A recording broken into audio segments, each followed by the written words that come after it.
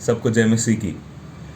प्रभु के नाम की महिमा हो कि परमेश्वर ने एक बार फिर हमें ये दिन दिया कि आज के दिन हम उठ के प्रभु के नाम को पुकार सकते हैं, प्रभु से प्रार्थना कर सकते हैं, उसके वचन से पढ़ सकते हैं।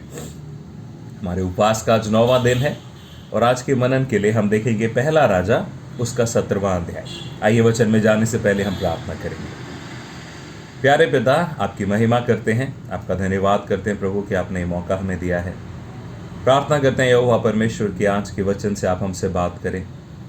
प्रभु प्रार्थना करते हैं कि आज ये वचन प्रभु हमें से हर एक को कुछ सिखाए और वो सीखने के बाद प्रभु हम आपकी नज़दीकी में और आ जाएं। प्रभु हम तो कमज़ोर हैं इस संसार में, प्रभु कैसे जीना है, क्या करना है, प्रभु वो केवल हम आपके वचन के द्वारा जान सकते हैं।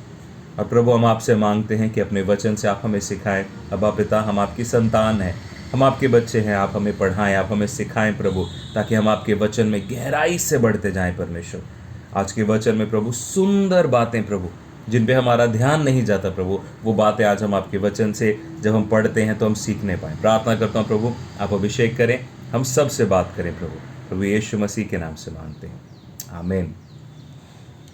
आज के मनन के लिए हम लोग एक व्यक्ति के बारे में सीखेंगे जिसका नाम है एलिया। एलिया एक ऐसे समय पे इस्राएल में परमेश्वर ने खड़ा किया कि अब इस्राएल के लोग कनान देश में पहुंच चुके हैं और अब अलग अलग तरह के राजा आ चुके हैं इस्राएल के ही घरानों में। और अब इस्राएल में एक ऐसा राजा आया है जिसका नाम है अहाब। अहाब की पत्नी एजेबेल जो थी वो परमेश्वर के विरोध में थी। वो उसने अपने देवता के नाम से एक मंदिर बना लिया और वहाँ पर जब भी इस्राएल के जो जितने भी नबी थे, भविष्यवक्ता थे, उन सब की हत्या करने लग गए। उस समय पे परमेश्वर ने एलिया को खड़ा किया और कहा कि अब तू जा और अहाब को कह। 17वें अध्याय के पहले 2 वचन में प्रभु ने कहा कि तू अहाब के पास जाकर कहे कि जब तक मैं नहीं कहूँगा, यानी कि एलिया नहीं कहेगा, तब तक ना तो बारिश पड़ेगी ना तो ओस गिरेगी। ये वायदा देके परमेश्वर ने एलिया को भेजा था। सोचिए कितने मुश्किल समय पे कैसी बात लेकर परमेश्वर भेज रहा है कि वो राजा जो प्रभु के विरोध में है उसको अकाल के बारे में बोलने के लिए जा रहा है। तो क्योंकि परमेश्वर ने कहा था इसलिए एलिया ने वो किया। उसके बाद परमेश्वर ने एलिया को कहा कि तू यहाँ से दूर निकल जा और उस जगह पे एक नाला है, तू वहाँ पर रह, उसके पास में रह और मैं तेरे लिए भोजन का इंतजाम करूँगा। अकाल पड़ने वाला है। प्रभु ने कहा तू वहाँ पर जा। एलिया चला गया। वहाँ पर जाके परमेश्वर ने कहा कि मैंने कौओं को जिम्मेदारी दी है कि वो तेरे लिए भोजन लेके आएंगे। और जैसे परमेश्वर का वचन कहता है 17वें अध्याय के पहला राजा 17वें अध्याय उसके 6 वचन में, और सवेरे और सांझ को कौए उसके पास रोटी और मांस लाया करते थे। वो नाले का पानी पिया करता था। अब ये नाला वो गंदा नाला नहीं है, ये बहता हुआ नाला है। बहता हुआ पानी का जो नदी से छोटा जो पानी का रास्ता होता है उसको नाला कहा जाता है। अब ये वहाँ पर रहा, परंतु इसने क्या कहा था कि अकाल पड़ेगा और अकाल पड़ गया। अब वो नाला भी सूख गया। अब वो कह रहा है प्रभु क्या करूँ। परमेश्वर ने कहा कि तू यहाँ से जा और सारपत नगर में वहाँ पर जा। मैंने एक विधवा को आज्ञा दी है कि वो तेरे लिए भोजन का इंतजाम करेगी। एक चीज़ याद रखें कि परमेश्वर ने जब कहा, एलिया ने सुना और वो चल पड़ा। प्रभु कई बार हमें बहुत सारी चीज़ें करने को कहता है पर हम नहीं करते।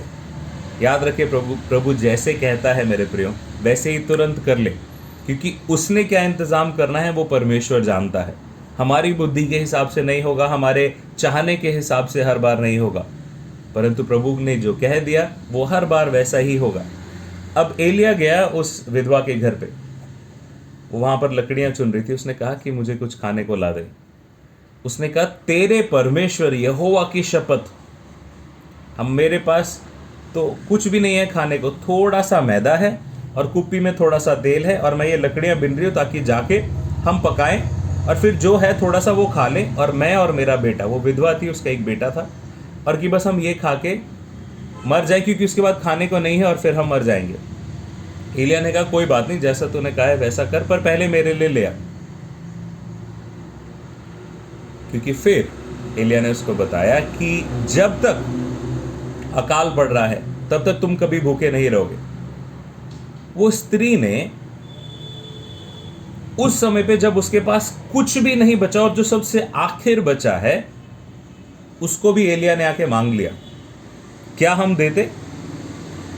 मुझे नहीं लगता हम में से बहुत सारे लोग देते, परंतु वो स्त्री ने वैसा ही किया। और परमेश्वर का वचन बताता है कि जब तक 16वें वचन में, 17वां अध्याय के 16वें वचन में, और यहोवा के वचन के अनुसार जो उसने एलिया के द्वारा कहा था, ना तो उस घड़े का मैदा समाप्त हुआ और ना उस कुप्पी का तेल घटा। मेरे प्रियो, ये याद रखें, भला ये है कि हम परमेश्वर के साथ एक अकाल में चले जाएं, बजाय इसके कि उसके बिना हम किसी बड़े भोज में चले जाएं।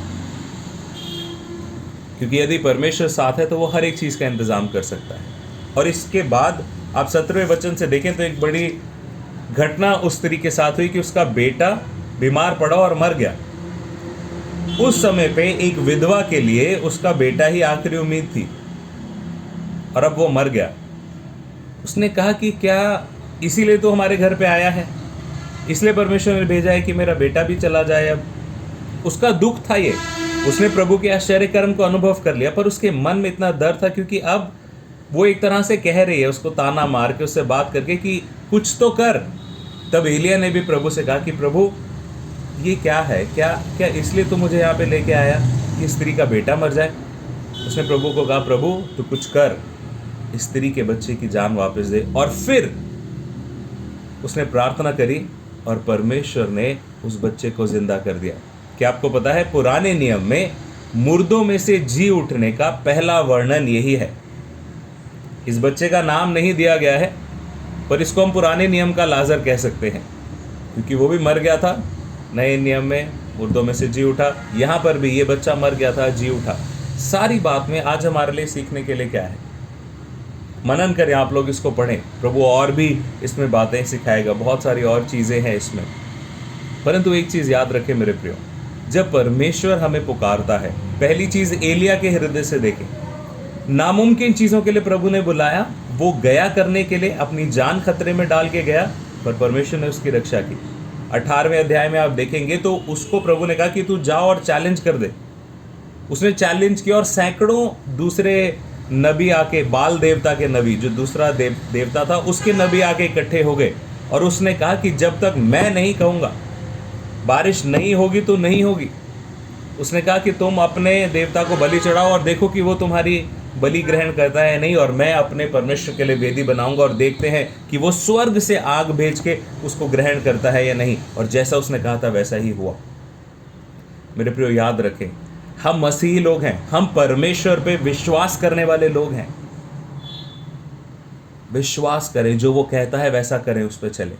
और फिर इस स्त्री के लिए अगर ये कह देती कि नहीं नहीं नहीं, मैं कुछ और कर दूंगी प्रभु के लिए, मैं तुझे थोड़ा सा दे दूंगी, मैं नहीं दे सकती, ये तो हमारे लिए ही है, हमारे खुद के लिए पूरा नहीं है, हम तो अकाल की परिस्थिति में कैसे देंगे। कई लोगों ने कोरोना के समय पे दशमांश देना बंद कर दिया, प्रभु को ऑफरिंग देना बंद कर दिया, दूसरों की मदद करना बंद कर दिया, क्योंकि अरे अभी तो बड़ा अकाल का समय आ रहा है, कोरोना का समय आ गया है, बड़ी मुश्किल है, पता नहीं क्या होगा।